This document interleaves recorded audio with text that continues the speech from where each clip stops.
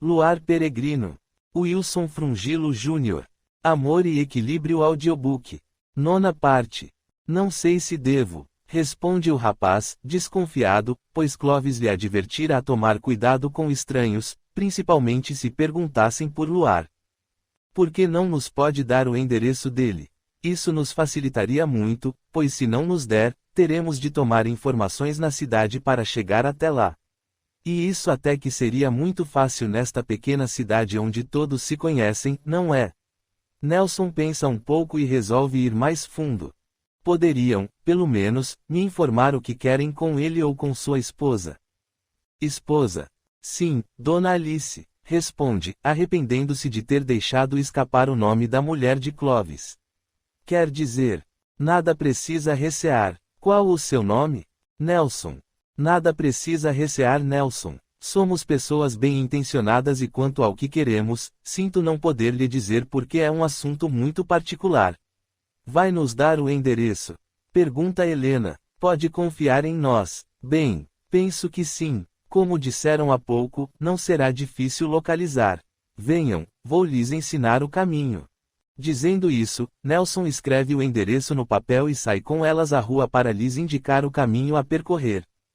Capítulo 62. Eu estava esperando por vocês, diz Dona Alice, no portão de sua casa, assim que Helena e Marta chegam. O funcionário de seu marido telefonou-lhe, informando-a de nossa chegada. Sim, o que desejam? Gostaríamos muito de conversar com a senhora, Dona Alice, diz Suplicy, Helena. Por favor, nos atenda. A respeito do quê? De Lelis, responde Marta. Lelis, não conheço ninguém com esse nome. Nesse momento, as moças percebem que, realmente, a mulher não poderia conhecer ninguém com esse nome, pois Lelis não poderia ter lhe informado, já que perdera a memória.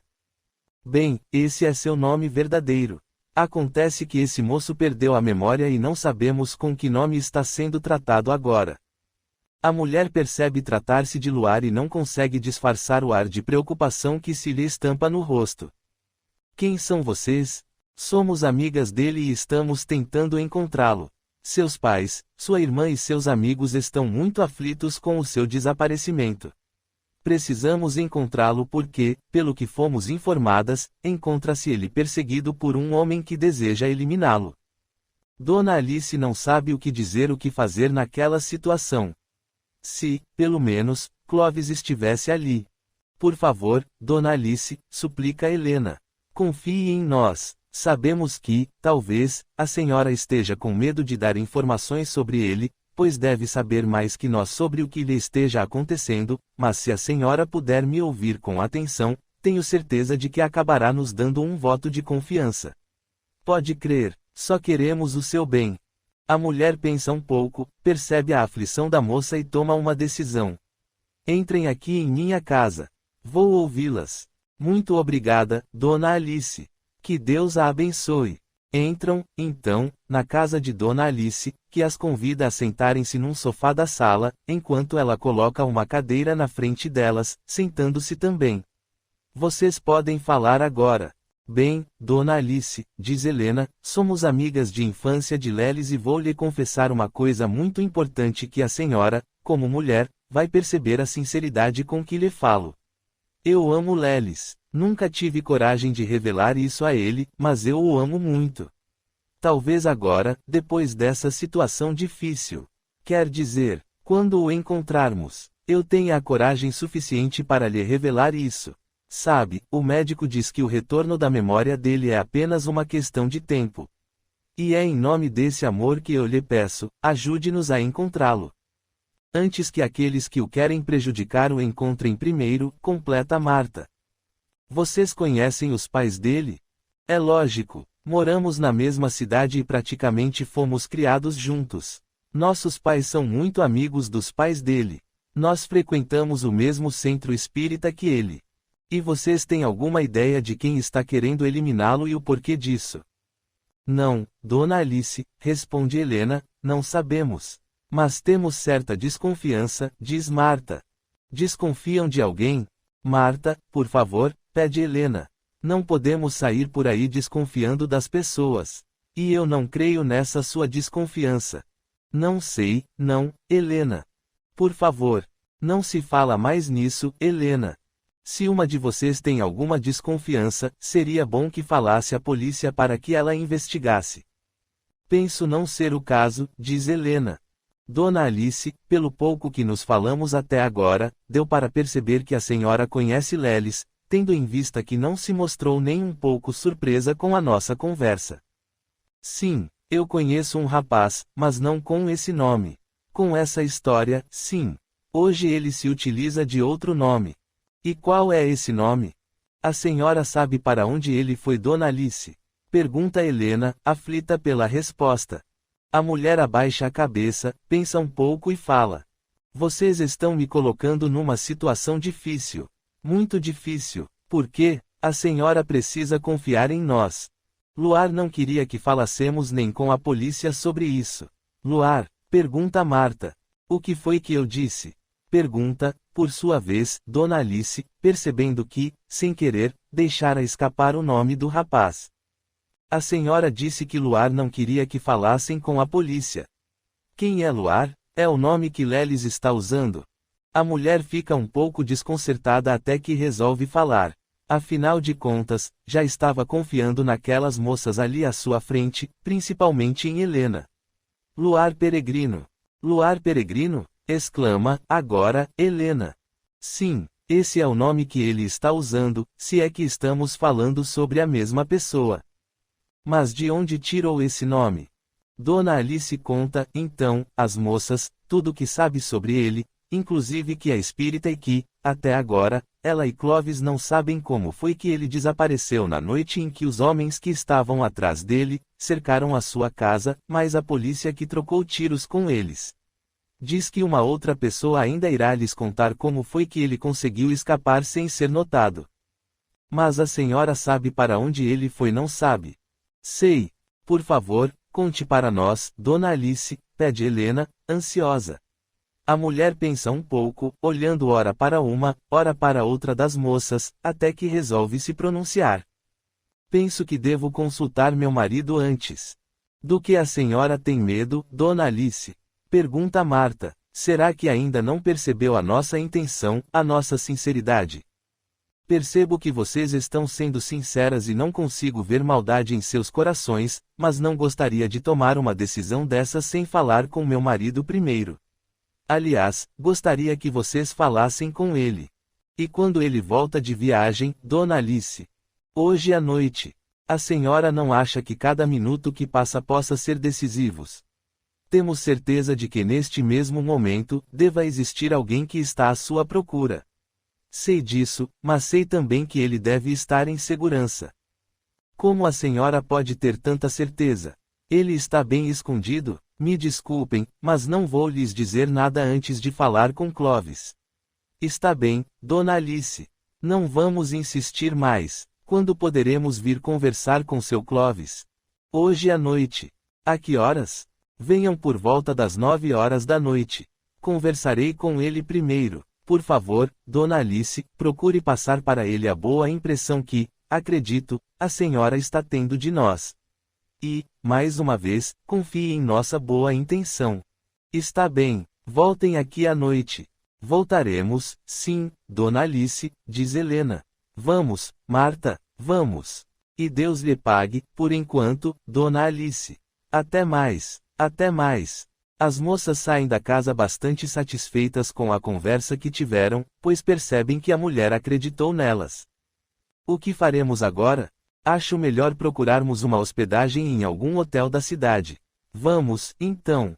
À noite, voltaremos para falar com seu Clovis. Devemos telefonar para seu Alcides? Vamos falar primeiro com o marido de Dona Alice. Depois telefonaremos a ele. Vão ficar muitos dias aqui na cidade? Pergunta o atendente do hotel. Penso que só esta noite, responde Marta. Vou levá-las até o quarto. O homem acompanha as moças até o quarto 23. Vou tomar um banho, Marta. Pode ir, Helena. Depois eu vou. Depois do banho, descansam um pouco e vão até um pequeno e simples restaurante para almoçarem. Já são quase 4 horas da tarde. Não vejo a hora de falarmos com Clovis, Helena, comenta Marta, à mesa do restaurante. Estou muito apreensiva. Não se preocupe, tudo vai dar certo, fique tranquila, e se Clovis não nos der nenhuma informação? Nós o convenceremos. Tenho certeza de que ele vai perceber que estamos dizendo a verdade. Tomara. E o que faremos depois? Bem, se ele nos disser para onde Lelis foi, entraremos em contato com seu Alcides e rumamos para o local.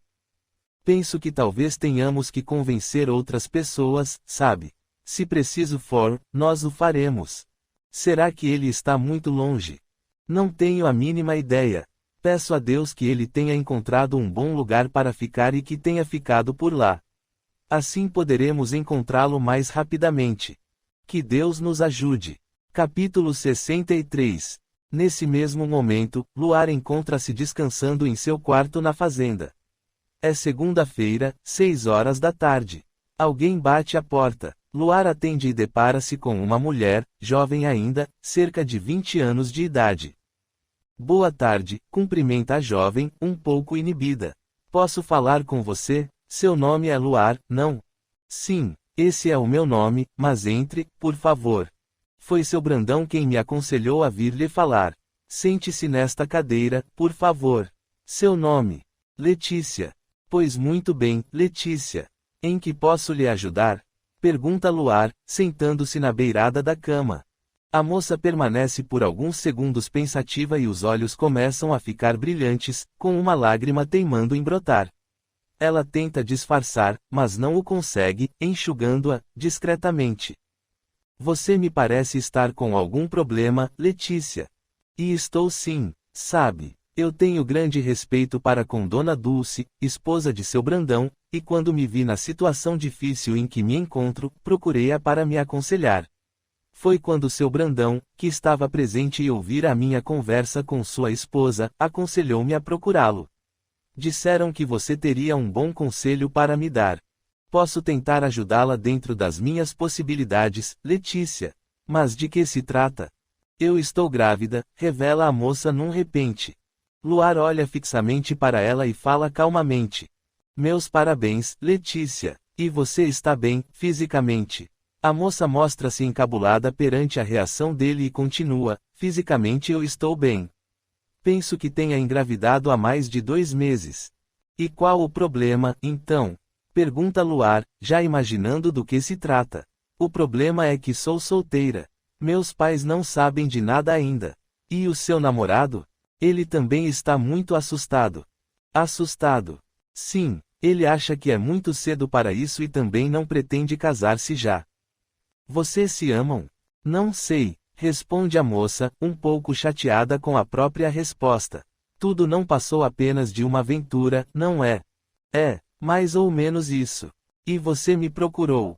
Bem, como já disse, foi seu Brandão e Dona Dulce que me pediram para procurá-lo, aliás, nem sei por que fui falar com ela e concordei em vir falar com você. É que, eu não quero ter esse filho. Sou muito jovem ainda. Meus pais não sabem de nada. Eles sofrerão muito com tudo isso e... Nesse instante, Letícia não consegue conter as lágrimas. Tenha calma, Letícia, pede calmamente Luar. Tudo vai se resolver a contento. Mas como? Só mesmo um aborto poderá resolver este meu problema. Aborto. Isto mesmo, um aborto. E quem faria isso, Letícia? A moça enxuga as lágrimas, procura se acalmar um pouco, e responde: tem uma vila a alguns quilômetros daqui, onde uma mulher faz esse tipo de trabalho. E você tem ideia do risco que correrá? Sei e não me importo. Sou uma moça forte e tenho a certeza de que nada irá me acontecer. Talvez nada lhe aconteça agora, Letícia. O que quer dizer com isso? Quero dizer que você um dia terá que prestar contas com a sua própria consciência. Como assim? Letícia, você não percebe que estará impedindo a vinda de uma criança para este mundo? Não percebe que ela já existe? Um feto. Sim, um feto. E o que você pensa que é um feto? Dona Dulce me disse que você é espírita e que os espíritos reencarnam como crianças. É verdade? É verdade, sim, Letícia, e vai ser por aí que vou tentar demovê-la dessa loucura que pretende fazer, mas, antes, quero que faça um exercício de imaginação. Preste bastante atenção. A moça se remexe na cadeira e fica atenta. Luar pensa um pouco para definir como fazer aquilo que considera um bom método para as pessoas que se encontram com problemas, um exercício de imaginação.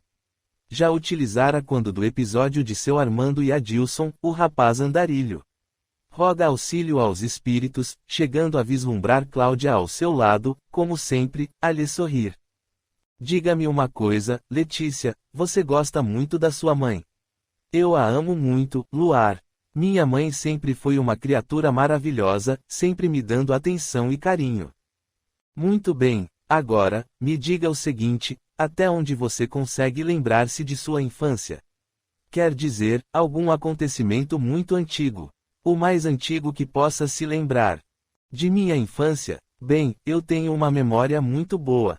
Deixe-me ver, consigo lembrar-me. Sim, sabe, chego a recordar de um fato quando eu deveria ter, talvez, uns 2 anos.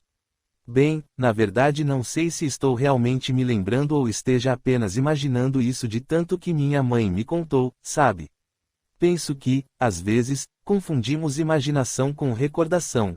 Mas tudo bem, Letícia. Conte-me o que foi. Tenha sido esse fato uma lembrança ou não, ele aconteceu, não foi? Oh, sim, mamãe sempre se recorda. Conte-me. Eu devia, como já disse, contar com uns 2 anos de idade, quando minha mãe teve que viajar com meu pai até a cidade e naquele tempo se viajava de carroça puxada por um cavalo, sabe? Diz minha mãe que, chegando na cidade, ela e meu pai entraram numa farmácia para comprar alguns remédios e me deixaram dentro de um caixote que, por acaso, havia nessa farmácia, para que eu não saísse andando. Sim. Acontece que papai e mamãe se distraíram tanto com a conversa do farmacêutico, que se esqueceram que eu estava ali, pois era a primeira vez que ia com eles, e partiram sem mim, somente dando por minha falta já na metade do caminho. Meu Deus, como puderam se esquecer de você? Pergunta Luar, assombrado com aquele acontecimento e, ao mesmo tempo, divertindo-se com aquela história. E daí, o que aconteceu? Quando perceberam, papai colocou o cavalo em disparada de volta à cidade. Quando chegaram na farmácia, o caixote não estava mais lá e levaram o maior susto, apenas se acalmando ao ver o farmacêutico, com um largo sorriso nos lábios, anunciar que eu estava com sua mulher no interior da farmácia, que era onde moravam. Papai e mamãe ouviram o meu choro e correram para dentro atrás de mim. Hoje eles contam essa história achando graça, mas dizem que nunca passaram tamanho sofrimento e angústia do que naquele dia, principalmente no momento em que não encontraram mais o caixote. E você não sabe se lembra disso ou se apenas imagina de tanto a sua mãe lhe contar, não é? É isso mesmo. Muito bem, Letícia, este acontecimento veio mesmo a calhar. Não entendo. Você vai entender. Agora, Letícia, seja lembrança ou não, quero que feche os olhos e imagine-se dentro daquele caixote. Você consegue? Sim, já fiz isso por algumas vezes. Procure, de dentro desse caixote, ver sua mãe sendo atendida no balcão da farmácia. Estou imaginando e, inclusive, consigo vê-la como se a estivesse olhando de baixo, de acordo com o tamanho que eu tinha naquela época. Nesse momento, Cláudia e os outros espíritos que a acompanham, inspiram-na para que consiga ver-se naquela situação. Você sente vontade que ela a pegue no colo? Sim, gosto muito de aninhar-me em seu colo. E agora, o que acontece? Ela se vira e sai por uma porta sem olhar para mim. Junto com meu pai. E você, o que sente? Insegurança. Mamãe sumiu de minha vista. E o que faz? Fico olhando para a porta, na esperança que volte. E ela não volta? Não. Vejo a carroça ser manobrada na rua para retornar e minha mãe que parte sem olhar para mim. E então? Começo a chorar e um homem me pega no colo. Não gosto do cheiro dele. Cheiro. Um cheiro forte. Deve ser de remédio. O farmacêutico. Sim. Daí ele me entrega a uma mulher. Por um segundo, chego a pensar que é mamãe, mas percebo que não é. A mulher me balança muito em seu colo. Quer que eu pare de chorar, mas não consigo. E depois? Estou muito desesperada. O que pensa de sua mãe? Sinto uma infelicidade, uma tristeza, um desespero muito grande por ela ter me abandonado. Agora ela chegou. Sim, mamãe chega, me toma nos braços e sinto uma grande felicidade. Abraço ela pelo pescoço e ela me beija as mãozinhas. Sabe, apesar de meu tamanho, percebo preocupação nela e isso me deixa mais feliz ainda, porque sinto que ela me quer. Muito bem, Letícia, pode abrir os olhos. Letícia obedece e grossas lágrimas lhe rolam pela face. Por que estamos fazendo isso? Pergunta a moça. Eu vou lhe explicar, diz Luar. Preste atenção. Você passou por todo esse sofrimento porque amava muito sua mãe, não é? Sim. E sentia-se segura junto dela. Muito. Até hoje. Vamos analisar o que aconteceu naquele dia. Pelo que posso lhe explicar, você imaginou que sua mamãe a houvesse abandonado, não é mesmo? Era o que sentia, sim, principalmente, depois desse exercício de imaginação. Pois muito bem, o que quero que entenda é que um filho, Letícia, mesmo que seja um feto ainda, como você mesma disse, já sente um grande carinho pela mãe que o abriga em seu ventre, sabe? Verdade. Pode acreditar. Não somente sente um grande carinho, como também uma grande segurança. E o que é mais importante, quer nascer e quer, instintivamente, ver o rosto de sua mãezinha. Letícia não consegue novamente conter as lágrimas e passa as mãos pelo ventre. Isso mesmo, minha irmã. Acaricie seu filho. Ele vai gostar muito. Ele, e quando digo ele, estou me referindo a um bebê que pode ser um menino ou uma menina, como você já foi, e que está sentindo essa sua carícia. Meu bebê. Agora, imagine você tirando a vida dele. O que será que irá sentir? Será que não vai sentir nada? Não irá perceber que você não o quer? Meu Deus! Você acha que ele está aí por mero acaso, Letícia? Talvez não devesse estar sendo gerado agora. Talvez, os planos do alto fossem para que viesse a ser gerado mais tarde, mas você, na sua inconsequência, adiantou a sua vinda. E o que deve fazer? Por acaso acha que ele não viria um dia? Pensa que o espírito que vai se reencarnar tem culpa do que aconteceu? Se quer saber, nem em casos de estupro, deve-se tirar a criança, pois ela nada tem a ver com aquele ato, pois pode ter plena certeza, foi com a permissão de Deus que ela está sendo gerada. Mesmo que o pai seja um bandido, um estuprador, isso não significa que a criança assim o seja. Ela é um espírito que já viveu por muitas vidas passadas e pode ter certeza de que ela tem muito a ver com a mãe. Nada acontece por acaso neste mundo de Deus, Letícia. Será mesmo? Pode acreditar, minha irmã. E ainda vou lhe dizer mais. Quando essa criança nascer e se aninhar em seus braços, a chamar de mamãe, procure imaginar-se sem ela. Tenho plena certeza de que agradecerá a Deus pelo fato de não lhe ter abortado a vida. Imagine isso. Não quero mais abortar. Não quero. Quero o meu filho, Luar. Quero o meu filho, exclama a moça, soluçando e acariciando o ventre. Assim é que se fala, Letícia, diz Luar, também muito emocionado e agradecido a Cláudia e seus companheiros ali presentes que lhe deram tanta inspiração, e conta isso à moça. Os espíritos é que me ajudaram a entender tudo isso, Luar. Sim, qualquer pessoa quando se encontra bem intencionada, como eu estava em lhe ajudar, sempre recebe a visita benfazeja dos espíritos para o auxílio que se faz necessário. E como vou fazer com minha mãe e meu pai, Luar? Conte-lhes a verdade e tente convencer seu namorado quanto a terem esse filho. Convença-o a assumir a paternidade dessa criança e trabalhar e lutar por ela. É o que vou fazer. Vou falar com ele primeiro e qualquer que seja a sua decisão, falarei com mamãe e papai. Meu filho nascerá e farei de tudo para que ele seja feliz. Que Deus a abençoe, Letícia. Que Deus a abençoe e a essa criança, mais um nosso irmãozinho que vem ter nesta escola da vida. Capítulo 64. Quer dizer que esta é a escada que dá para a masmorra? Perguntas cegadas a Crota. Sim. E Rufus não quer que desçamos por ela. Isso mesmo. Muito bem, quero que me mostre, agora, o aposento no qual não devo entrar. É por aqui, diz Crota, indicando um extenso corredor que se abre numa antessala no final. Aquela é a porta. Quando se aproximam mais um pouco, 6 guardas apontam armas ameaçadoramente para eles. Afastem-se. Estou apenas mostrando o lugar por onde este colaborador de Rufus não pode transitar. Por ordem dele. Já viram o bastante, insiste o guarda, ameaçando-os novamente. Segadas e Crota afastam-se, retornando pelo mesmo caminho. Crota, você sabe quem está lá dentro? Não posso falar nada, chefe. Rufus me proibiu. Pois acho melhor você falar, porque se eu descobrir e irei descobrir, direi a Rufus que foi você quem me falou. Não faça isso, não. Rufus me castigará, por favor.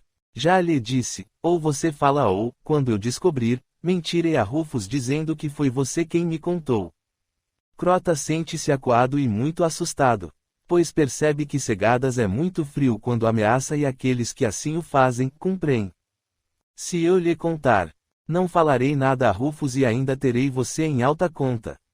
Não se esqueça de que está trabalhando para mim. Está bem, não tenho mesmo outra saída. Vevila vive naquele aposento. Vevila, eu já desconfiava. E Damiana? Crota sabe que, da mesma maneira, não poderá se negar a falar a verdade a Segadas, pois ele é muito perigoso. Essa se encontra na masmorra. Quem cuida dela? Otávio. Otávio, eu o odeio, e ainda vai me pagar caro. Esbraveja Segadas, cheio de ódio. Que mais deseja ver? A sala das armas. Venha. E assim Segadas percorre aquela fortaleza, conhecendo todos os caminhos e passagens.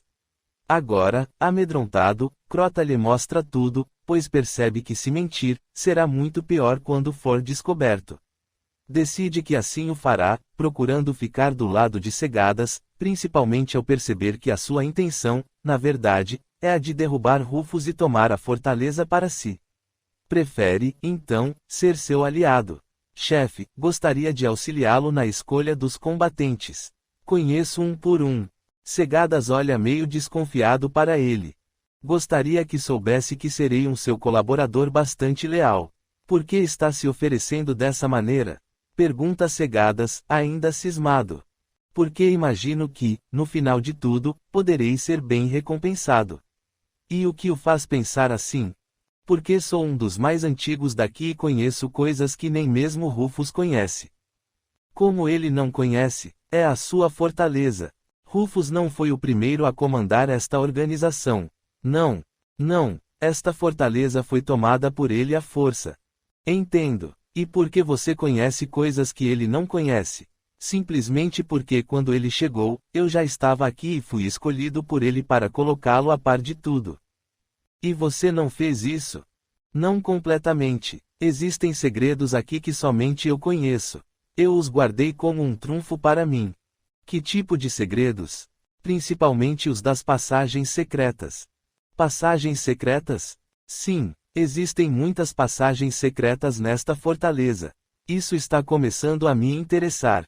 E me revelará onde se encontram. Nem todas, chefe. Eu irei informando quando houver necessidade e, obviamente, não revelarei todas. Você é bastante sagaz. Apenas cuido de minha segurança. Sei que, enquanto precisar de mim, estarei protegido. E como vou saber que não está mentindo? Vou lhe mostrar uma delas. Dizendo isso, Crota começa a caminhar por um outro corredor até chegar defronte de uma parede que parece impedir a passagem de qualquer um. O que vai fazer? Afaste-se um pouco e, por favor, vire-se de costas. Segadas obedece. Crota desloca uma pedra que destrava uma tranca, permitindo que a falsa parede gire sobre um eixo, como se fosse uma porta que dá para uma continuação do corredor. Ao abrir, ela impede a visão da pedra deslocada. Pode se virar agora. Segadas volta-se e se assombra com aquilo. Mas é uma passagem secreta, mesmo. Sim. E como você a abriu? Este é um dos meus segredos, chefe. Venha, vou lhe mostrar uma coisa, diz Crota, transpondo a passagem, no que é seguido por Segadas. Ao passarem, Crota fecha a parede novamente, ouvindo-se um estalido da tranca. Mas isto é fantástico. Onde vai dar esta passagem? Siga-me e verá. Segadas segue Crota por cerca de uns 100 metros, num corredor com algumas esquinas até chegarem ao final onde uma parede possui uma portinhola de correr. Crota faz sinal para que Segadas fique em silêncio e, deslizando a pequena porta, esta dá acesso a um buraco de cerca de uns 10 centímetros de diâmetro. No interior dessa cavidade existem algumas peças de vidro que funcionam como uma lente grande angular. Crota, então, olha por ela e faz sinal para que Segadas o imite. Olhando pelo orifício, este vê a sala onde teve a conversa com Rufus. Por causa da lente, consegue avistar quase toda a largura do aposento. Rufus encontra-se sentado numa grande mesa de reuniões e examinando uns pergaminhos que parecem bem antigos. Não se contém e cochicha no ouvido de Crota. Dá para se ouvir as vozes lá de dentro. Crota puxa um pouco mais a portinhola, descobrindo, agora, outra abertura, fazendo, então, um sinal mais veemente para que Segadas não fale. Rufus, nesse momento, acabara de ler o pergaminho e dá um soco na mesa, parecendo revoltado com alguma coisa. O som é perfeitamente audível. Crota, então, fecha a portinhola e convida Segadas a segui-lo, percorrendo de volta o caminho pelo corredor. Mas é fantástico, Crota! Exclama, após saírem da passagem secreta. Dá para se ouvir o que falam. Perfeitamente. Você precisa me ensinar como fazer para abrir esta passagem. Quando quiser ou for necessário, virei com você até aqui, chefe. Certo, concorda Segadas, um pouco contrariado, pois percebe que se encontra nas mãos daquele ser que ele considera desprezível. Mais tarde, haverá uma reunião de Rufus com seus imediatos. Aqueles que me procuraram? Sim, Faros e os outros. E viremos ouvi-los? Penso que seria muito bom. A que horas? Eu o avisarei. Agora, se me permite, eu o levarei até os seus aposentos. Aposentos para mim? Sim, Rufus mandou que eu o instalasse. Então, vamos. Mais tarde, Crota leva Segadas para espionar a reunião que Rufus fará com Faros, Pórcio, Osias, Enoque e Ludolfo. Na verdade, todos já estão presentes na sala e Segadas fica a observá-los e a ouvi-los. Tanto o orifício com as lentes, quanto o utilizado para ouvir as vozes, encontram-se devidamente disfarçados, do lado do aposento de Rufus, como peças de metal de um grande escudo chumbado à parede. Esse escudo, além desses enfeites de metal, possui a escultura em relevo de um grande corvo negro, símbolo da Legião dos Corvos. Você trouxe Segadas até aqui, Rufus? Pergunta Faros que somente há pouco ficara sabendo da notícia. Mas para quê? Simplesmente para fazer o trabalho que vocês não conseguiram até agora. E acha que ele é melhor que nós, Rufus? Pergunta Enoque. Para ser melhor que vocês não é preciso muita coisa. Berra Rufus. Não passam de um bando de incompetentes. Você pensa que é fácil vencer Luar, Rufus? Pergunta Osias. Ele parece uma rocha e ainda tem a proteção daqueles malditos, das luzes. Pois tenho certeza de que Segadas irá resolver esse caso para mim. E o que ele ganhará em troca? Nada, nada. Quando terminar o serviço, eu o expulsarei daqui. E ele quererá se vingar em nós, não é, Rufus? Você me parece com medo, Ludolfo. Não temos medo de ninguém, Rufus. Esbraveja Faros. Mas nos diga, como conseguiu que colabore? Muito simples, roubei-lhe Damiana. O quê? Roubou a dele? Sim, ou pensam que não faço nada pelo fato de não sair daqui? Sou muito inteligente, não sabem. Mas como conseguiu fazer isso? Rufus conta, então, o que planejou para raptar o espírito feminino. E onde ele se encontra agora? Pergunta Osias. Aqui mesmo nesta fortaleza. Aqui? Por que o espanto? Não posso acreditar. Você o está hospedando? Sim, quero mantê-lo sob as minhas vistas e, além disso, farei com que me informe como anda o seu trabalho sobre Luar. E quanto a nós? Vocês irão ajudá-lo. Ajudar Segadas? E por que não, Faros? Porque eu e meus homens estamos nesse caso e não podemos admitir que um estranho venha a nos dar ordens. Pois gostaria muito que colaborassem com ele. Você gostaria? Rufus olha para Faros com muito ódio no olhar e berra a plenos pulmões, não gostaria, não. Eu ordeno, Mas o que é que está acontecendo? Vão agora questionar minhas ordens? Segadas fica satisfeito em vê-los cheios de animosidade uns para com os outros. Capítulo 65. São quase 9 horas da noite de segunda-feira e Marta e Helena dirigem-se à casa de Clovis, como fora combinado com Alice, sua esposa. Estas são as moças, Clovis. Muito prazer, diz Clovis, cumprimentando-as. Queiram sentar-se. Obrigada, respondem. Alice já me contou sobre a visita de vocês hoje à tarde. Pelo que pude entender, querem encontrar alguém. Sim, responde Helena, queremos encontrar Lelis. Quer dizer que seu verdadeiro nome é Lelis. Isso mesmo, Dona Alice nos disse que ele está sendo tratado por Luar. Sim, Luar Peregrino. E ele estava bem, seu Clovis? Quero dizer como ele está se sentindo com esse problema. Luar é um moço bom, muito educado e muito confiante nos desígnios de Deus. Não demonstrou estar desesperado com a situação em que se encontra. Apenas gostaria de recobrar a memória. Gostaria muito de saber se possui parentes, mas teme utilizar-se de qualquer expediente para tentar se mostrar porque não sabe quem o poderá encontrar primeiro. Se aqueles que talvez o amem ou aqueles que o querem eliminar. Nós entendemos perfeitamente, seu Clovis, e é por isso que queremos encontrá-lo. Nós sabemos quais as pessoas que querem o seu bem. Inclusive nós mesmas, explica Marta. E se o senhor quer saber, Helena aqui o ama muito. Minha mulher me disse isso também. E, então, seu Clovis, irá nos ajudar a encontrá-lo. O homem fica um pouco pensativo até que resolve fazer um teste com as moças. Vamos ver, Alice, por favor, apanhe aquele livro que Luar lhe deu. O Evangelho? Esse mesmo. Vou buscá-lo. Ele deu um evangelho para sua mulher. Sim. Está aqui, diz Dona Alice, voltando com o livro e entregando-o a Clovis. Muito bem, vocês disseram para minha esposa que são espíritas, juntamente com Luar. Isso mesmo.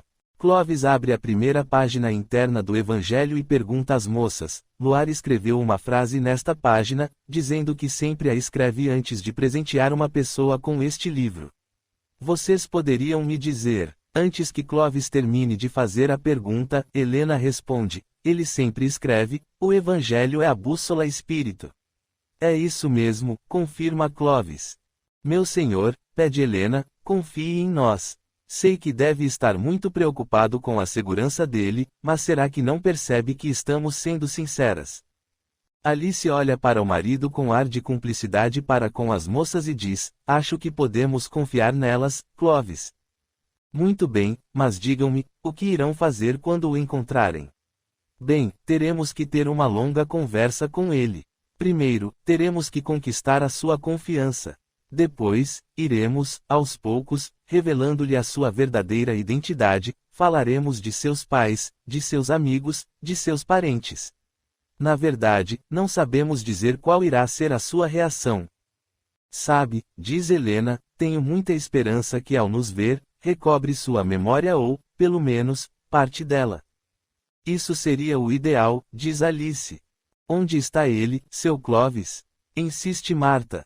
Bem, na última vez que falou comigo, ele estava na casa de um amigo meu, Medeiros, numa cidade próxima daqui, mas já estava de partida. Pelo que sei, estava fugindo novamente. Medeiros o estava enviando com uma carta para uma fazenda, cujo proprietário, de nome Brandão, o acolheria. Depois disso, não mais falei com ele. E com seu Medeiros? Com Medeiros, falei rapidamente e ele me informou que Luar já se encontrava devidamente instalado na fazenda e que até estava trabalhando e morando lá.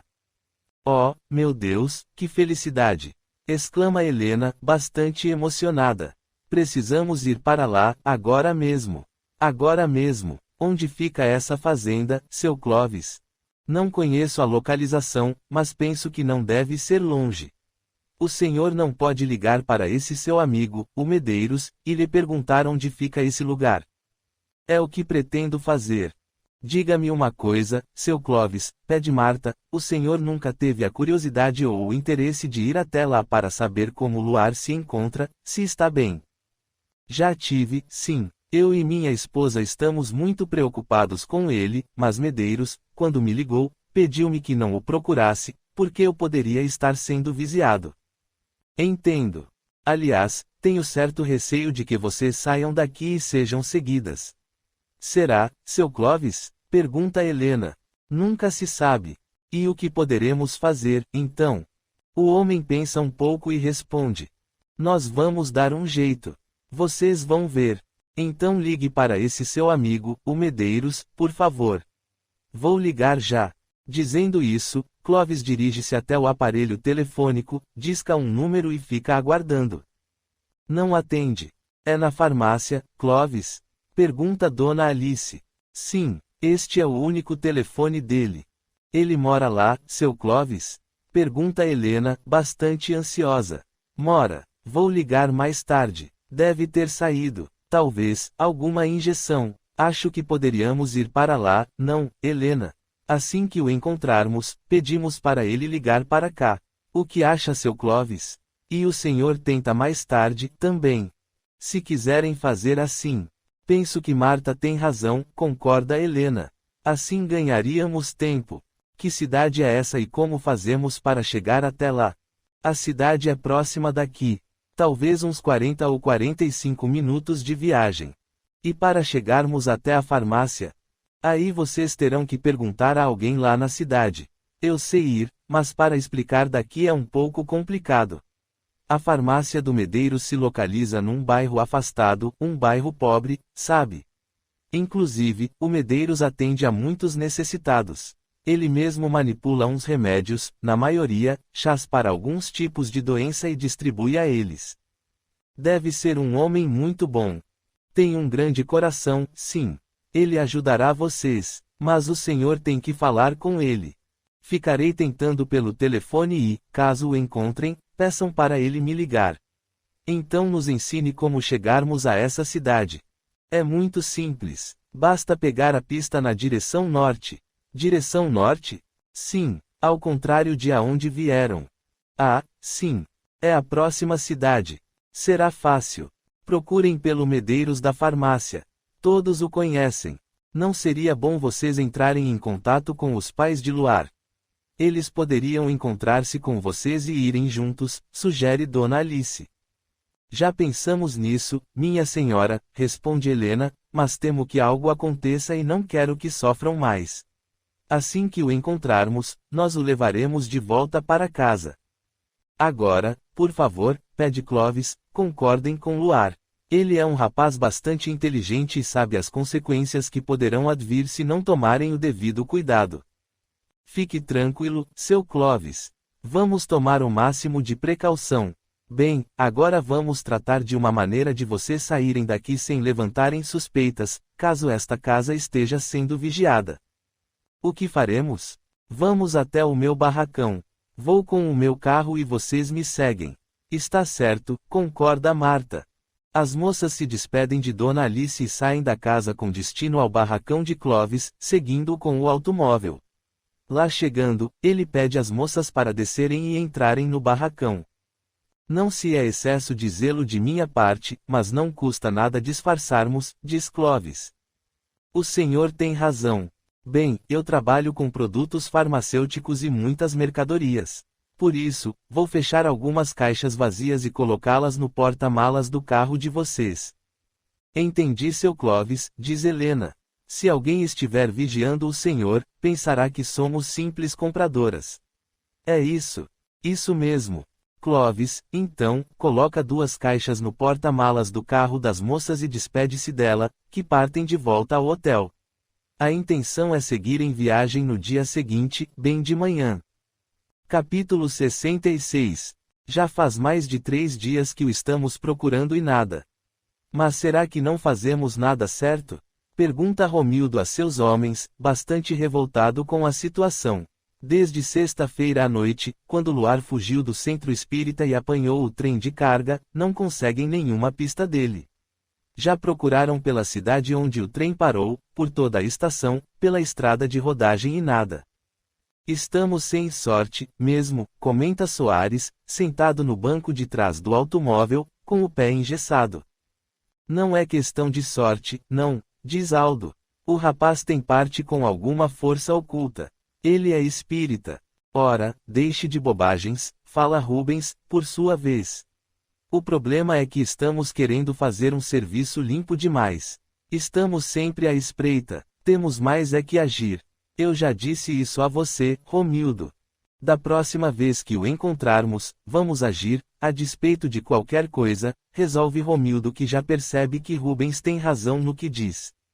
Assim é que se fala, Romildo, anima-se Aldo. Vamos agir e receber logo o nosso dinheiro. Paulo já deve estar furioso conosco. Você falou com ele ontem à noite, não? Sim, ele me ligou. E o que ele queria? Pediu-me para trocarmos de carro.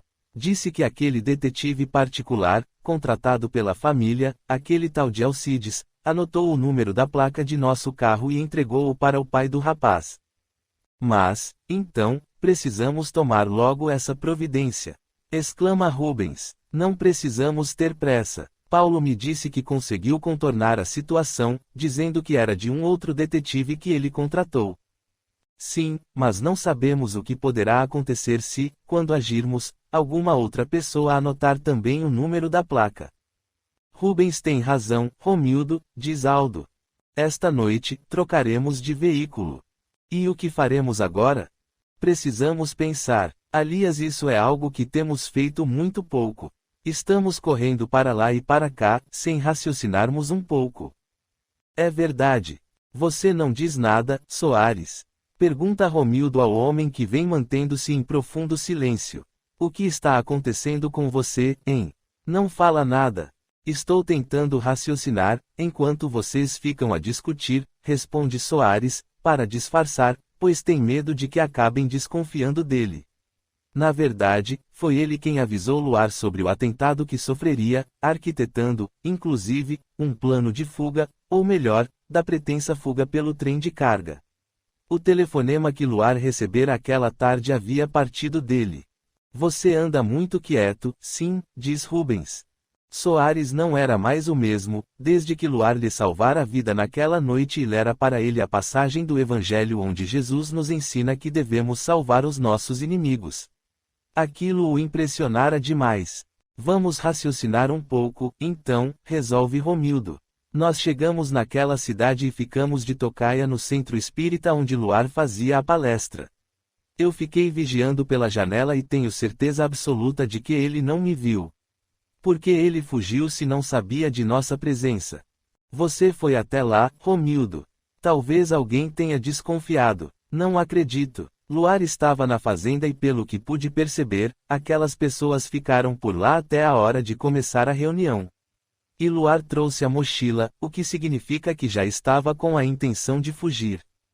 Talvez tenham ligado para ele lá do centro. Podem crer, não desconfiaram de mim. Creio que se ele pensasse que estávamos ali para eliminá-lo, talvez nem viesse para o centro. Não iria se arriscar a levar um tiro em plena palestra. Ele não iria imaginar que o esperaríamos terminar, sair do centro, para investirmos contra ele. Já teria fugido lá da fazenda mesmo, sugere Aldo. Eu também acho, diz Rubens.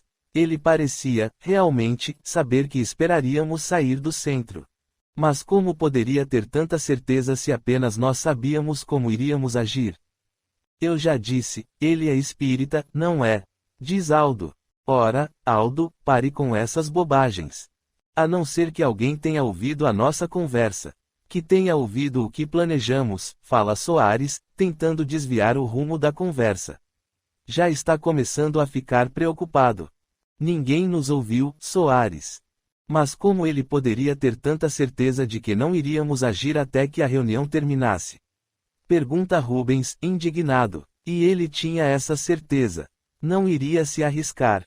Os homens ficam em silêncio até que Rubens, não conseguindo conter mais o que pensava, olha para Soares e lhe pergunta a queima-roupa. Conte-nos uma coisa, Soares. É algo que ainda não consegui atinar, sabe?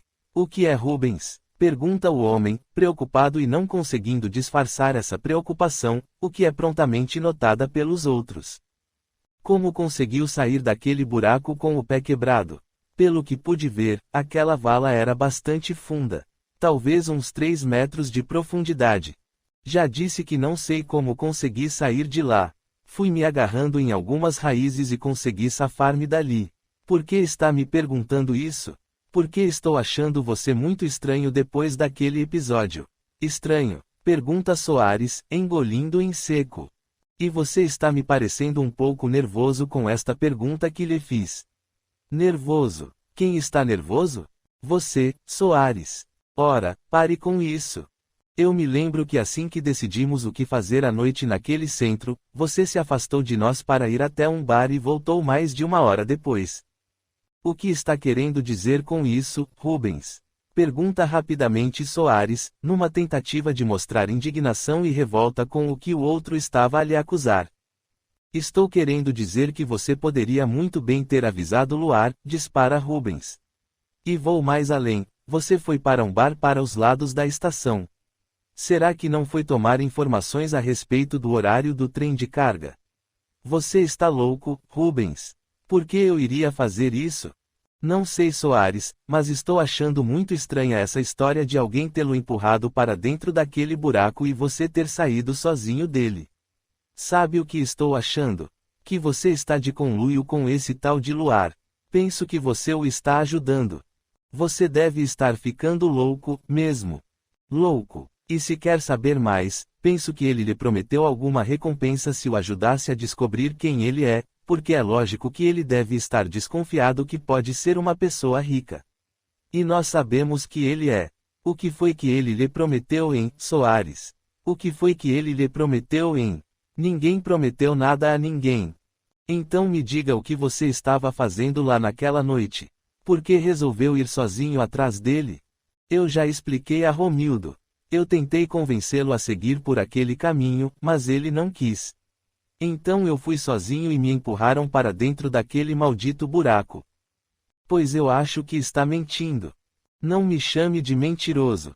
Berra Soares, sacando um revólver da cinta. Ei, parem já com isso. Grita Romildo. Chega. Guarde o revólver, Soares, e pode apanhar suas coisas e cair fora. Como, cair fora? Foi o que você ouviu. Caia fora, antes que seja tarde.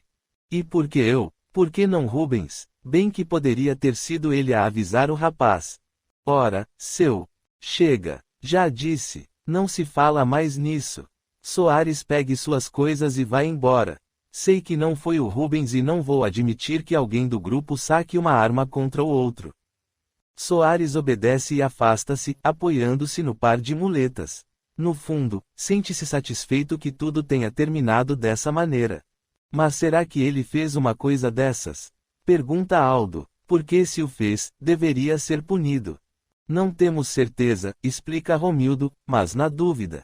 Além do mais, não quero ver ninguém ameaçando o outro e, também, Soares já não estava servindo para mais nada com aquele pé quebrado. E se ele fizer algo contra nós? Se der com a língua nos dentes? Não fará isso. Agora, vamos pensar sobre o que devemos fazer. Sabem o que acho? Pergunta Aldo. O quê? Estou chegando à conclusão de que Luar nem chegou a sair daquela cidade e nem daquele centro. Como? Penso que foi uma maneira de nos despistar. Afinal de contas, por que deixaria aquela mochila à vista? Será? Deve tê-la deixado naquele lugar para nos chamar a atenção. Depois, apanhou-a e fingiu sair do centro. Assim que percebeu que você não estava mais lá, Romildo deve ter entrado novamente. Sabe que acho que Aldo tem razão? Opina Rubens. Por que não o vimos correr até a estação? Acreditamos no que Soares nos disse. Vejam bem, se Luar tivesse fugido naquela hora, nós o teríamos visto, pois teria de correr em minha direção ou, então, na direção contrária, encontrando-se com vocês. Tem lógica. Se corremos em volta daquela quadra indo nos encontrar com você, como foi que ele sumiu? Nestas alturas, deve estar lá na fazenda. Nos fez de bobo mais uma vez. Com a ajuda de Soares, aquele traidor. Deveríamos castigá-lo. Vamos atrás dele. Não percamos mais tempo com Soares e não devemos chamar a atenção. Você tem razão. Vamos voltar para aquela cidade e vasculhar tudo. Dizendo isso, Romildo, Aldo e Rubens entram no carro e dirigem-se para a cidade onde se encontra Luar. Capítulo 67. Aqui está o seu primeiro pagamento, Luar, diz Gouveia, entregando-lhe um envelope com o dinheiro. Por favor, queira conferir. Luar confere o dinheiro, guardando-o no bolso. É terça-feira, dia seguinte à da conversa de Marta e Helena com Clovis. Está certo, Gouveia. Seu Brandão pediu que eu lhe perguntasse se está satisfeito com essa quantia. Gouveia, é mais do que mereço, aliás, seu Brandão é muito generoso. E ainda tenho parte do dinheiro que seu Orlando, Clovis e seu Medeiros me emprestaram. Luar retira, então, uma folha de papel do bolso e estende-a para Gouveia. O que é isto, Luar? Nessa folha está anotado tudo o que devo a eles. Gostaria que me ajudasse a fazer chegar às mãos deles o pagamento dessas dívidas. No caso de seu Orlando, o motorista que me deu carona, tirando-me da capital, você tem aí o nome do banco, o número da agência e o da conta bancária. Tem aí, também, o endereço de seu Clovis e de seu Medeiros. Tome este dinheiro e, por favor, como já disse, devolva a eles. Com muito prazer, Luar, diz Gouveia, impressionado com a honestidade dele. Mas vai sobrar algum para você? Oh, sim, vai sobrar. Na verdade, pouco gastei do que me emprestaram, com exceção das passagens de ônibus, pouco gastei. E tenho muita coisa ainda. Talvez precise comprar mais umas 2 camisas e alguma roupa íntima. Não preciso de mais nada. Nesse momento, chega Edgar no escritório com um recado para Luar. Luar, seu Brandão quer lhe falar. Obrigado, Edgar. Gouveia, se me dá licença. Vá lá, não faça seu Brandão esperar. Luar encaminha-se até a sede da fazenda onde Brandão o espera na varanda da casa. Junto dele encontra-se um casal de meia-idade. Sente-se aqui, Luar. Quero que conheça seu Pereira e sua esposa, Dona Vera. Muito prazer, meu nome é Luar. Já sabemos, diz o homem, apertando forte sua mão, enquanto a mulher o abraça com muito carinho, parecendo externar grande admiração por ele. Este casal quer lhe fazer um agradecimento, Luar. Agradecimento? Somos os pais de Letícia. Oh, sim, e como está ela? Graças a Deus e a você, está muito bem. E viemos lhe agradecer pelo que fez por ela, pelos conselhos que lhe deu, diz a mãe. Ora, eu não fiz nada demais. Apenas a aconselhei a fazer o melhor. Letícia estava muito angustiada. Pois torno a repetir que nos sentimos muito gratos a você, principalmente por tê-la convencido a nos falar sobre a sua gravidez. Era o melhor caminho, não foi? Foi sim, diz o pai que, até aquele momento, mantivera-se em silêncio. Quando Letícia nos falou, senti uma grande revolta e enorme vontade de castigá-la, mas acabei chegando à conclusão de que melhor seria se a amparássemos. Chamamos seu namorado, conversamos, e ele concordou em que Letícia tenha o filho e que assumirá sua paternidade. Diz que assim que puder, pretende se casar.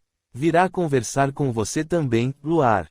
Agradeçamos a Deus por toda essa aventura, então, diz Luar. Ela nos contou tudo o que você lhe disse, Luar. Você foi muito inteligente e salvou a criança, o nosso neto, comenta Dona Vera. Eu não quis entrar em maiores detalhes com ela, mas não foi somente a criança que eu salvei. Realmente, interrompe, agora, Brandão, pode ser que você a tenha salvado de um aborto mal feito. Já ouvi dizer de muitas mulheres que vieram a morrer por causa de um aborto. Não é só por isso também. O que é, então, Luar? É que um crime dessa natureza, fatalmente vem a prejudicar grandemente o perispírito da mãe. O senhor já tem conhecimento sobre o perispírito. Sim, já estudamos a respeito. Pois, então, tudo o que fazemos propositadamente ao nosso corpo material, se reflete em nosso perispírito, não somente pelo prejuízo material de nosso corpo, mas, principalmente, pela nossa intenção no que praticamos. Entendo. Como exemplo, temos o que sentimentos mesquinhos como os de inveja, egoísmo, ódio, revolta podem provocar nele, não é? Isso mesmo. Quantas e quantas mulheres reencarnam com problemas de ordem ginecológica, sem poderem ter filhos, ulcerações as mais diversas, câncer, enfim, tantas outras enfermidades, provocadas, nada mais, nada menos, por mau uso desse abençoado em outras encarnações. Isso sem falar de possíveis perseguições da entidade reencarnante que teve essa sua oportunidade truncada apenas por motivos fúteis da mãe e, muitas vezes, do pai. Entendo. E quanto a casos em que a mãe corre risco de vida? Pelo que sabemos, devemos, nesse caso, preservar a vida da mãe, como opção. Não entendo do que estão falando, diz Dona Vera. Se a senhora se interessar e quiser conhecer isso que estamos comentando, Dona Vera, diz Brandão, poderemos lhe explicar melhor do ponto de vista da religião que eu e Luar abraçamos, que é o Espiritismo. Espiritismo? Os senhores são espíritas? Luar há bastante tempo já. Eu há algumas semanas, mas já tenho algum conhecimento sobre isso. Gostaria muito de aprender sobre o assunto. Poderá frequentar um curso que começaremos esta semana no Centro Espírita que inauguramos na cidade. Eu gostaria também, diz o homem. Pois estão os dois convidados. Nós iremos, sim. Agora, gostaríamos de ir embora e mais uma vez, que Deus o abençoe pelo que fez com nossa Letícia, Luar.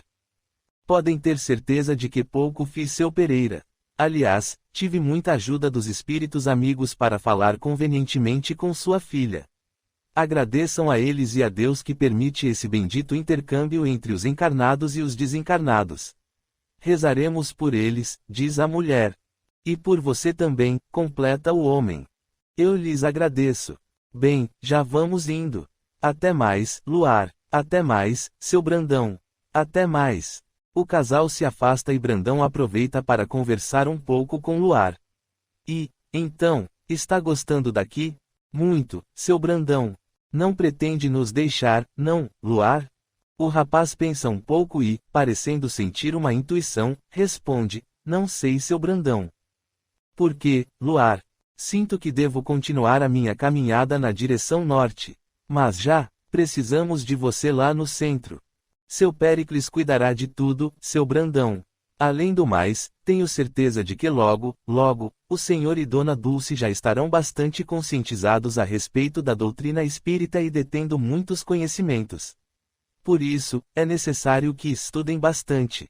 Assim o faremos, mas espero que ainda fique um bom tempo conosco. Tudo depende, seu Brandão. Depende de que, Luar, fique conosco até recuperar sua memória. Vamos fazer o seguinte: ficarei enquanto não tiver necessidade de ir embora. Quando essa necessidade surgir, terei plena convicção de que é porque terei mesmo que partir. Confio muito em Deus, seu Brandão, e na intuição dos espíritos do bem. Agora já me sinto mais aliviado porque penso que essa necessidade não vai surgir tão rápido. Aqueles homens, neste momento, devem estar muito longe procurando por você e não mais o molestarão. Nunca irão imaginar que você não saiu desse lugar aquela noite. Tomara que não. Agora, se permite, seu Brandão, vou voltar para o trabalho. Pode ir, Luar, e um bom dia para você. Até logo, então. Luar despede-se de Brandão e começa a contornar a casa em direção ao escritório. Quando dobra o primeiro dos cantos da sede, ouve a voz de Dona Dulce que parece estar chegando muito esbaforida. Brandão, Brandão. Chama pelo marido. O que foi, Dulce? O que aconteceu? Parece que viu fantasmas. Eu vi, sim, Brandão. Vi, sim. Acalme-se, mulher. Sente-se aqui e me conte, o que foi que viu? Luar estanca os passos e fica a escutar a conversa, preocupado com a maneira como Dulce chegou e fala com o marido. Eu vi o homem, Brandão. E ainda escutei o que falava com outros dois.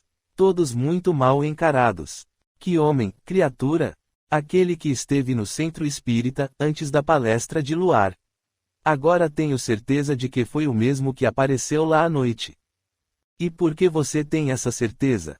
Pela conversa que ouvi. E o que foi que você ouviu? Eu fui ao centro, como você me pediu, para preencher aquelas fichas dos frequentadores, quando percebi que tentavam abrir a porta da frente. Ela estava fechada? Sim. Quando cheguei, Irma precisou sair e achei melhor trancar a porta por dentro já que iria ficar lá sozinha. E tentaram entrar? Eu ouvi um barulho na porta e vi quando a maçaneta foi girada. Ia dizer para que esperassem que eu iria abrir a porta, pois pensei que fosse Irma que tivesse voltado, mas antes que o fizesse, ouvi uma voz masculina do lado de fora e achei melhor não falar nada. Aproximei-me da porta sem fazer barulho e fiquei a escutar.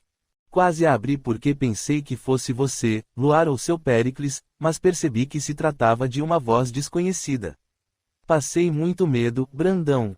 Você viu quem estava do lado de fora? Vi. Eu espiei por um espaço da cortina da janela e vi que era aquele homem que lá estivera na sexta-feira à tarde. Nem estava pensando em nada e por pouco também não abri a porta naquele instante, também não o fazendo porque ouvi uma das frases que falaram. E o que foi que ouviu? Um deles, não aquele senhor, um outro, disse que desta vez não falhariam.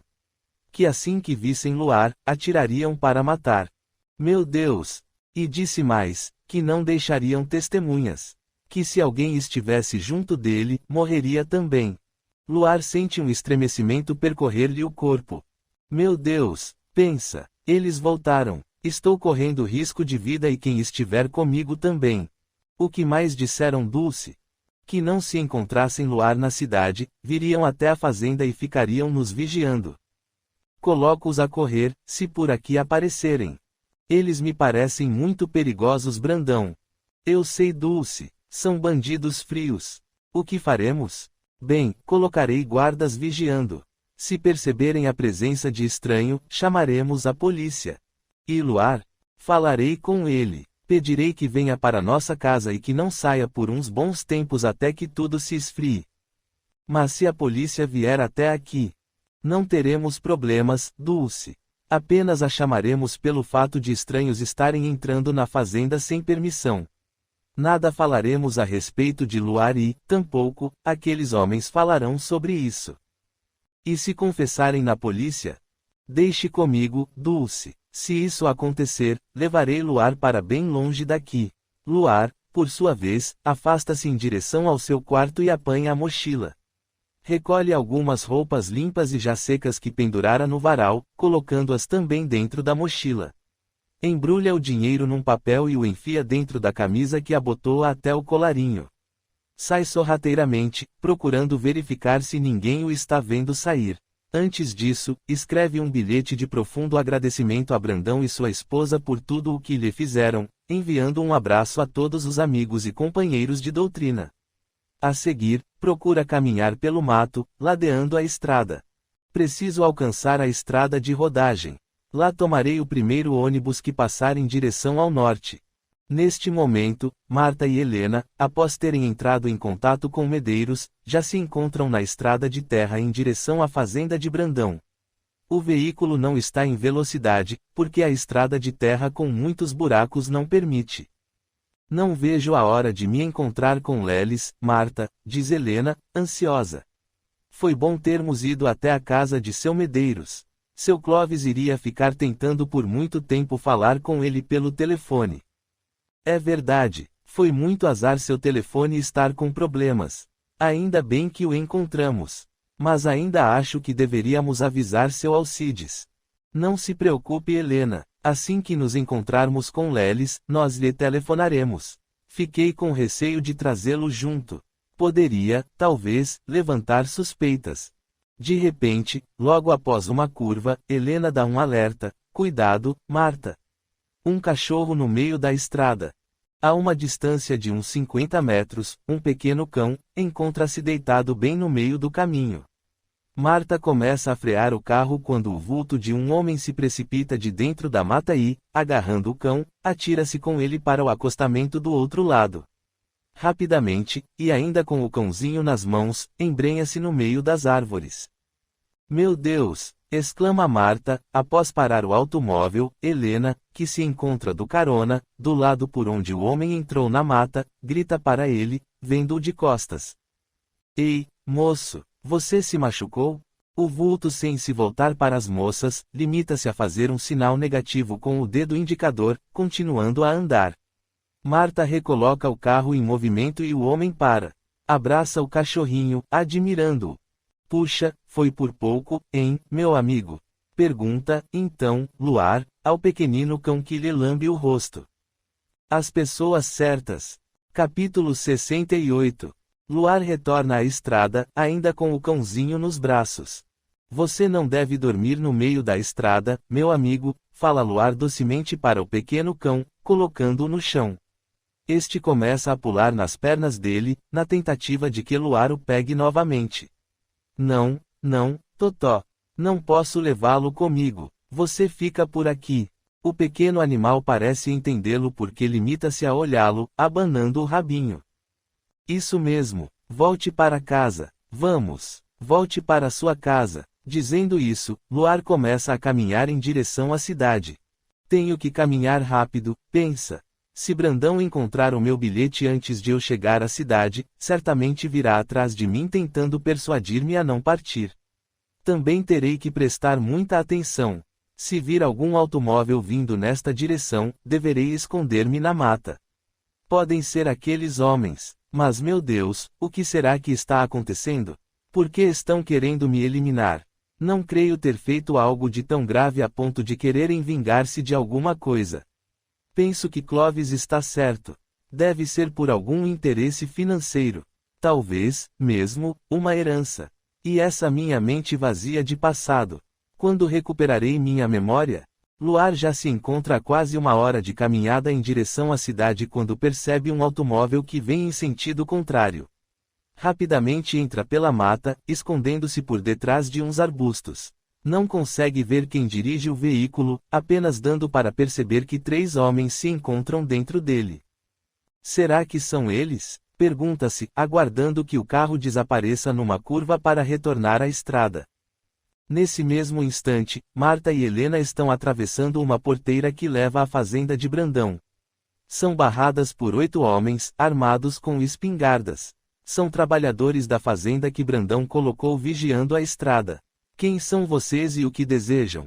Pergunta um deles, que parece ser o líder. Meu nome é Marta e esta é Helena. Estamos procurando por seu Brandão. Viemos da parte de seu Medeiros. O homem retira o telefone celular da cinta e liga para Brandão. Seu Brandão, estão aqui 2 moças que querem lhe falar. Dizem ter vindo da parte de seu Medeiros. Como? O nome delas? Dizem chamar-se Marta e Helena. O que desejam? Vou perguntar-lhes. Marta, que ouvir as palavras do peão, se adianta. Diga ao seu patrão que queremos lhe falar sobre Luar Peregrino. As moças estão dizendo que querem conversar com o senhor sobre o luar. Brandão fica sem saber o que resolver, temeroso que se encontra, mas decide atendê-las e diz ao homem que deixem-nas entrar e que 2 deles as acompanhem a cavalo. Meu Deus, Marta! Exclama Helena, por que tantos homens armados nesta fazenda? Realmente é bastante estranho. Será que isso tem algo a ver com Luar? Será que todos esses homens estão aí para protegê-lo? Pelo que seu Clovis e seu Medeiros contaram, acredito que Luar deva estar sendo muito perseguido e esse fazendeiro, seu Brandão, deve estar tendo todo o cuidado para que ninguém entre nesta fazenda. Marta, será que Luar terá alguma reação quando nos vir? Tenho rezado muito para que aconteça um milagre. Quem sabe com a visão de alguém que ele conheceu. Seria maravilhoso, Helena. Estou com medo, Marta. Eu também, principalmente porque receio que nada disso aconteça. Pelo menos, contaremos tudo a ele. Será que irá acreditar em nós? Creio que irá querer se certificar de que estamos falando a verdade. Pois poderá fazê-lo. Veja Marta, o homem está nos indicando aquela casa. Dirija o carro até lá. Deve ser onde mora seu Brandão. Há alguém em pé no alpendre. Vou estacionar debaixo daquela árvore. Marta estaciona o carro, descem e dirigem-se até Brandão que as aguarda. Vocês podem voltar à porteira, ordena para os 2 homens que acompanharam o veículo a cavalo. Brandão, então, após cumprimentar as moças, convida-as a sentarem-se em cadeiras no alpendre da casa, chamando Dulce para a conversa. Pelo que disseram, vieram até aqui para falar a respeito de Luar, por indicação de Medeiros. Inicia Brandão, assim que Dulce cumprimenta Marta e Helena e senta-se também. Isso mesmo, concorda Helena.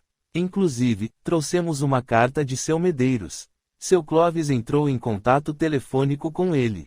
Deixe-me ver a carta. Luar se encontra aqui? Pergunta Helena, demonstrando grande ansiedade. Já iremos tratar disso, moça, responde Brandão, abrindo a carta. Lê com atenção, pensa um pouco e rompe o silêncio. Medeiros diz aqui que poderei confiar em vocês e que conhecem Luar, sendo suas amigas. Isso mesmo, seu Brandão, confirma Marta. Somos amigos desde crianças e tenho quase que plena certeza de que Lelis, assim que nos vir, se lembrará de nós duas. Temos muita fé de que sua memória poderá voltar, acrescenta Helena. O nome dele é Lelis? Pergunta Dulce. Sim, seu verdadeiro nome é esse. E, obviamente, vocês conhecem seus pais. É claro, seu pai chama-se Milton e Lídia é o nome de sua mãe. Ele possui mais parentes? Tem uma irmã, chamada Mirtes, casada com Paulo. E seus pais são ricos? Muito ricos, seu Brandão. O Dr. Milton é um rico empresário. E vocês têm alguma ideia do porquê de estarem querendo eliminá-lo? Pergunta a mulher. Não, Dona Dulce, não temos a mínima ideia. Lelis sempre foi um bom moço, nunca teve inimigos, responde Marta. Somente amigos, complementa Helena. É um moço muito educado e tem um grande coração. Problemas de herança, insiste Brandão. As moças entreolham-se. Parece que vocês sabem de alguma coisa. Não, quero dizer, Marta é quem anda desconfiada de Paulo, cunhado de Luar. De minha parte, acho absurdo esse seu pensamento. E por que você pensa assim, Marta? Não sei, seu Brandão, é que nunca simpatizei com esse seu cunhado. Ele sempre me pareceu ambicioso demais. Mas não posso afirmar nada. Na verdade, nem deveria estar fazendo suposições a respeito dele. É que, na falta de suspeitos, foi a única pessoa que me surgiu à mente. Você não pode ir suspeitando dos outros assim, Marta, repreende a Helena. Como já disse, acho isso um absurdo. É muito grave o que está ocorrendo com Luar ou Lelis, como vocês o estão chamando agora. Já tentaram contra a vida dele e não estão brincando. Deve haver muito dinheiro nessa jogada. O senhor acha que ele ainda corre perigo de vida? Enquanto estiver aqui comigo, creio que não conseguirão nada. Tenho a fazenda protegida contra qualquer tipo de estranho. Podemos vê-lo? Pergunta Helena, com o coração descompassado. Creio que sim, mas penso que deverão ir com calma com ele. Não entendo nada sobre a mente humana e não sei se este tipo de revelação pode ser feito de uma maneira muito abrupta. Saberemos como falar com ele, seu Brandão, responde Marta. Além do mais, com todo o conhecimento espírita das coisas da vida, temos certeza de que Lelis saberá assimilar tudo com muita calma. Está bem, então. Nesse momento, chega Nando e Brandão o coloca a par do que está acontecendo, após apresentar-lhe as moças. Quer que eu vá chamá-lo, papai? Quero Nando. Se ele não estiver no escritório, procure por ele em seu quarto. Nando sai, então, em busca de Luar. Helena encontra-se com os olhos marejados, o que não passa despercebido de Marta. Você está muito nervosa, Helena. Procure acalmar-se. Tenho medo de que ele não nos reconheça. Pois tenho absoluta certeza de que não nos reconhecerá de pronto. Oh, meu Deus! Não se aflija, minha filha, consola a Dona Dulce, pode ser que ele não as reconheça agora, mas quem sabe, com o passar dos dias. Com o passar dos dias? Sim, Helena, você não deve estar pensando que as deixaremos levá-lo, sem que ele recupere a memória, não é? Creio que ele irá querer ir, sim. Afinal de contas, o levaremos até sua família. E também creio que Lelis se lembrará de quem tentou atropelá-lo, pois de acordo com Alcides, um detetive particular que o Dr. Milton contratou, Lelis gritou o nome da pessoa que fez isso. Ele deverá lembrar-se dessa pessoa que fez isso. Ele deverá lembrar-se dessa pessoa e poderá ter uma ideia de quem foi o autor intelectual do que está acontecendo. Tomara que sim, concorda a mulher. Capítulo 69. Mas, papai, por que permitiu que elas levassem esse plano adiante? Pode ser muito perigoso, diz Mirtes ao pai, Dr. Milton.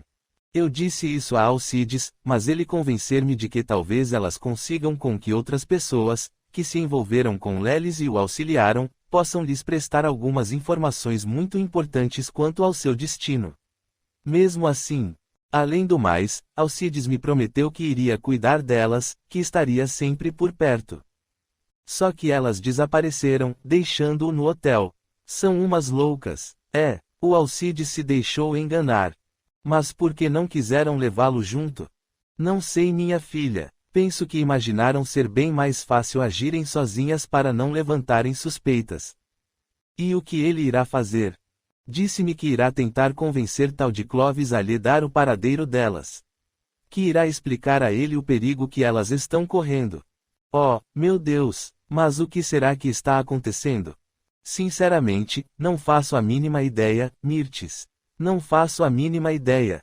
Principalmente sobre quem poderia querer causar mal ao Lelis. Ele não possui inimigos e não vejo a mínima possibilidade de alguém tirar algum proveito com sua morte. Mirtes permanece por algum tempo pensativa até que, de repente, se pronuncia. Papai, diga-me uma coisa. O que, filha? O senhor me disse que Paulo contratou um outro detetive particular porque não confiava em Alcides. Sim, foi isso que ele me disse. O senhor confia nesse Alcides?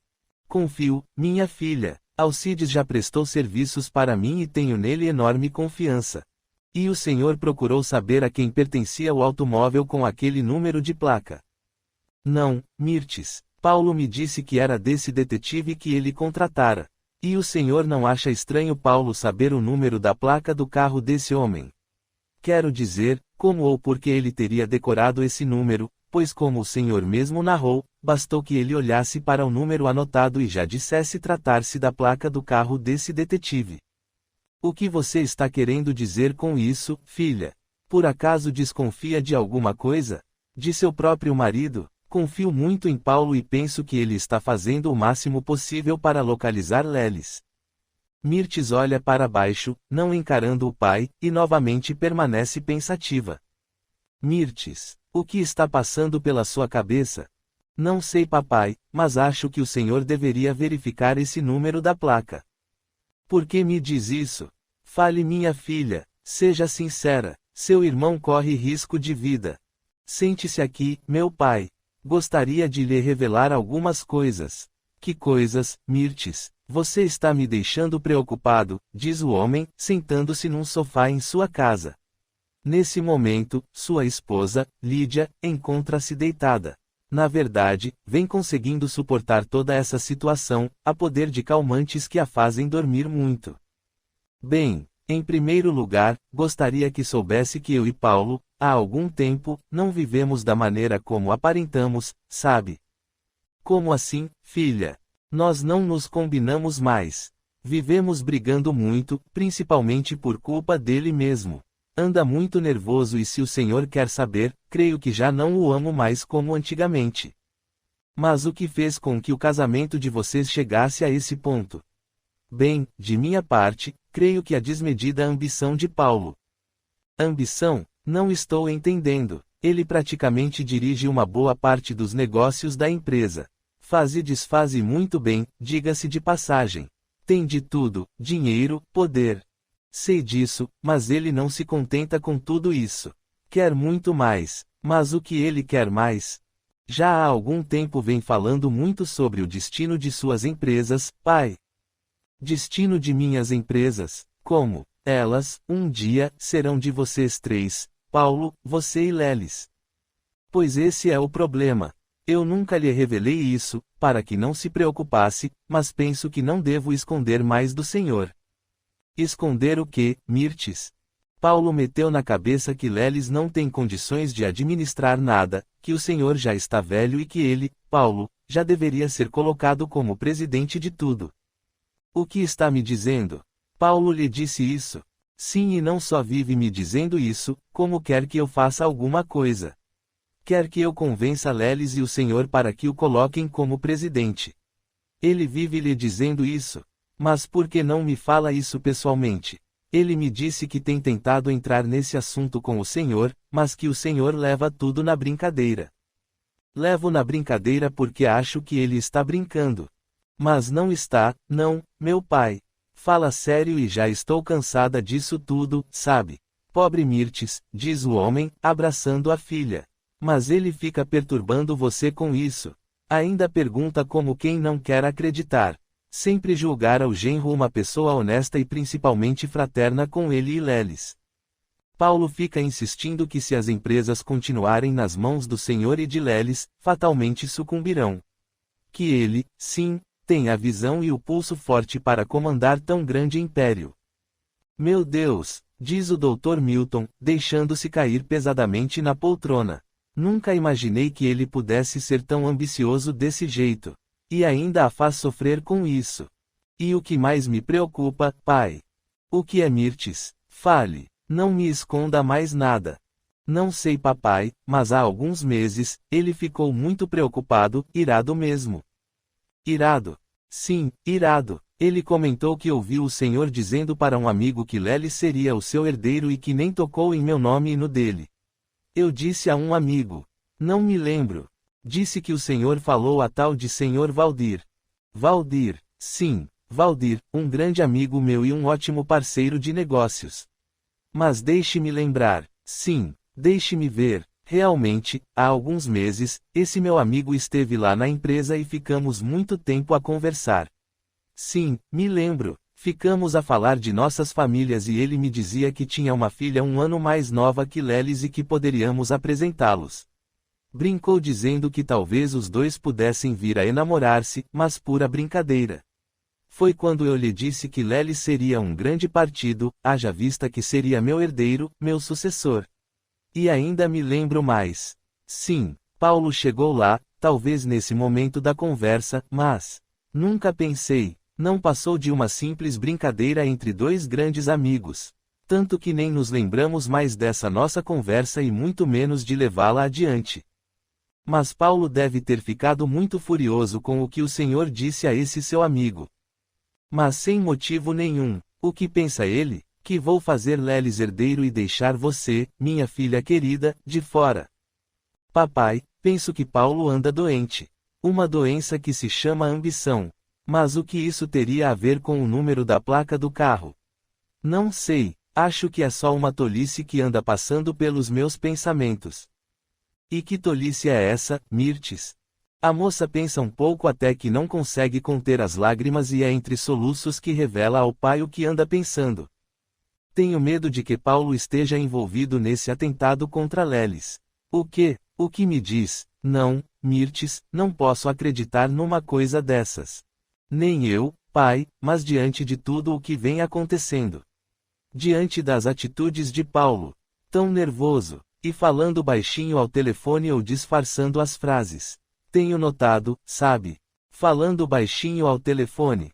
Sim, muitas vezes atendi ao telefone primeiro que ele e pareceu-me ser a mesma voz de sempre. E não gostei nada daquela voz. Voz masculina? Sim, e por algumas vezes, pareceu-me a voz de Romildo. Romildo, mas Romildo não é o motorista particular dele. Esse mesmo. Estão sempre ao telefone e, pode parecer estranho, mas desde que Luar foi acidentado, não tenho mais visto Romildo. E o que ele diz sobre isso? Quando lhe perguntei, informou-me que o havia despedido. Mas tenho quase que certeza de que aquela voz era de Romildo. Muito estranho, filha. Por isso acho que deveria verificar a quem pertence aquele número de placa. Bem, de uma coisa tenho certeza, ela não pertence a nenhum dos seus carros. Talvez o tenha alugado. Mas, filha, afinal de contas, do que é que estamos falando? Será que estamos cogitando de que Paulo seria capaz de querer eliminar Lelis? Mirtes fica em silêncio. Você sabe de mais alguma coisa que não quer me contar? Não, pai, não sei de nada, mas é que de uns tempos para cá, comecei a ver Paulo com outros olhos, sabe? Ele não é mais aquele homem com quem me casei. Pelo que o conheço agora, não duvido de mais nada. Penso que ele se transformou muito e que nada, nada mesmo, pode impedir a sua sede de poder. Meu Deus, Mirtes, vendo-a falar assim, sinto medo até de que continue a conviver com ele. Não precisa se preocupar, papai. Sei como lidar com ele. Não se preocupe, mas de uma coisa pode ter plena certeza, ficarei de olhos bem abertos. Faça isso, minha filha. E vou tentar localizar o número da tal placa aí. Oh, meu Deus! O que foi, papai?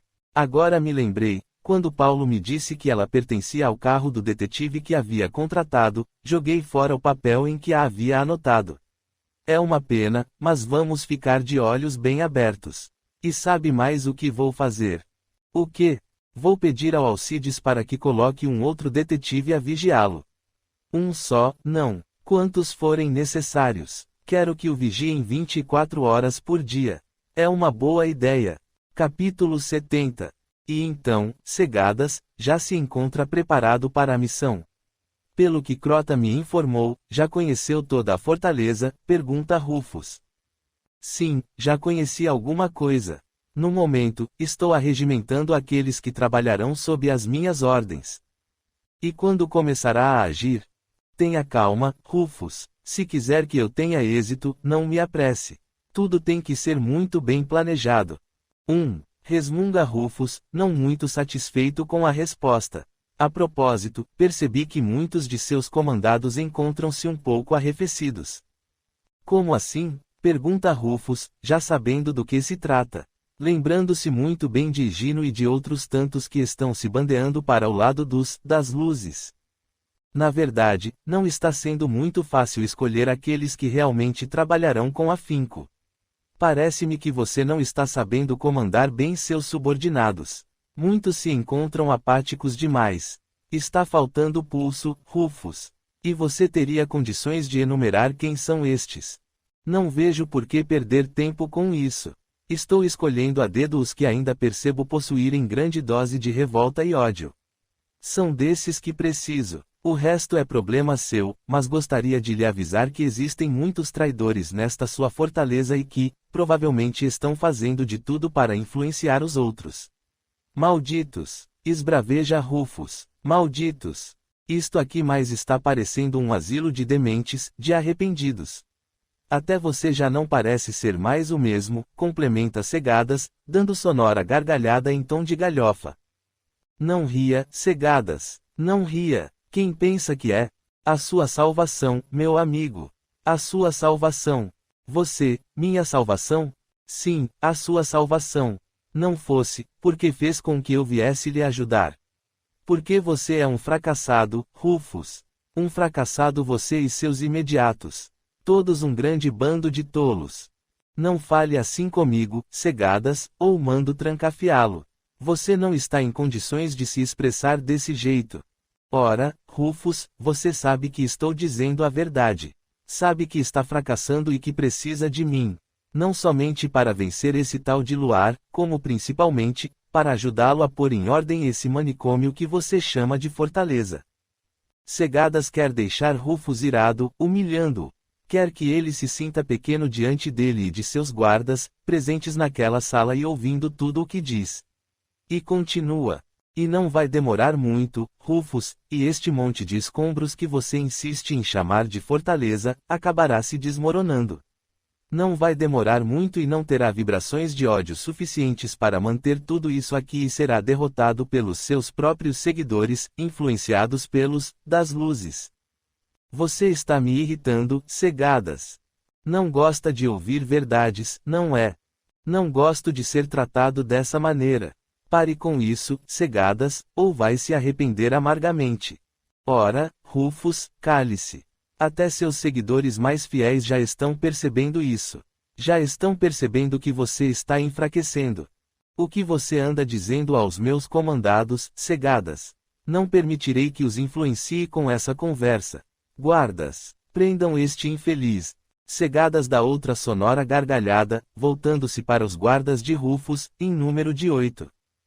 Venham infelizes. Venham me prender. Venham, bando de medrosos e fracotes. Venham. Não podem comigo. Não possuem o ódio que tenho no coração. Eu os dizimarei de um só golpe. Venham. Guardas, prendam-no. Já disse. Tanto Cegadas quanto Rufus percebem que os guardas estão titubeantes em cumprir aquela ordem. Apesar de serem 8 contra apenas 1, conhecem a ira e a força de Cegadas que, inteligentemente, resolve voltar atrás, pois sabe que nada ganhará se tentar resistir à prisão. Na verdade, já demonstrou ser mais forte que todos e não precisa continuar com aquele jogo. E muda o tom de voz e das palavras, fingindo algum receio, o que faz com que tanto Rufus, quanto os próprios guardas sintam um alívio diante de tal atitude. Não precisa fazer isso, Rufus. Sei que seus guardas conseguirão me prender. Por isso peço-lhe que os detenha. Ainda não comecei meu trabalho. Apenas disse isso tudo a você para que tome cuidado com seus comandados e tome enérgicas e rápidas providências quanto a um motim que estou sentindo no ar.